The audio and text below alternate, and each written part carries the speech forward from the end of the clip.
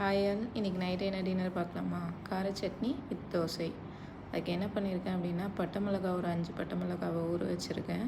ஊற வச்ச பட்டை மிளகாவை எல்லாத்தையும் மிக்ஸி ஜாரில் போடுறேன். அது கூடயே என்ன போடுவேன் அப்படின்னு பார்த்திங்கன்னா, பூண்டு, அதுக்கப்புறம் பார்த்திங்கன்னா தக்காளி கொஞ்சம் ஆட் பண்ணுவேன்.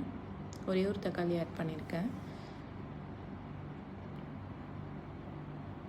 தக்காளி கூட பார்த்திங்கன்னா சின்ன ஜீரகம் ஆட் பண்ணுவேன். இந்த சின்ன ஜீரகத்தை இந்த கார சட்னியில் போட்டேன்னா அதோட டேஸ்ட் நல்லா என்ஹான்ஸிங்காக இருக்கும். அதுக்காக ஆட் பண்ணுவேன். ப்ளஸ் அதெல்லாம் போட்டு நல்லா அரைச்சி எடுத்துகிட்டு வந்துட்டேன். லைட்டாக நல்லெண்ணெய் ஊற்றிட்டு கடுகு, உளுத்தம்பருப்பு போட்டு இந்த இதை போட்டு ஜஸ்ட்டு தாளிச்சிக்க வேண்டியதான். இது கூட கருவேப்பிலை போட்டிருக்கேன். கருவேப்பிலை போட்டால் இன்னும் டேஸ்ட் நல்லாயிருக்கும். இதில் கருவேப்பிலை இருந்தால்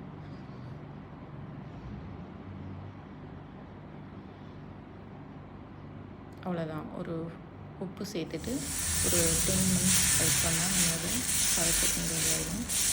இப்போ தோசை நல்லா கிறிஸ்பியாக இல்லை இன்னும் இருந்தால் டின்னரை என்ஜாய் பண்ண வேண்டியதான்.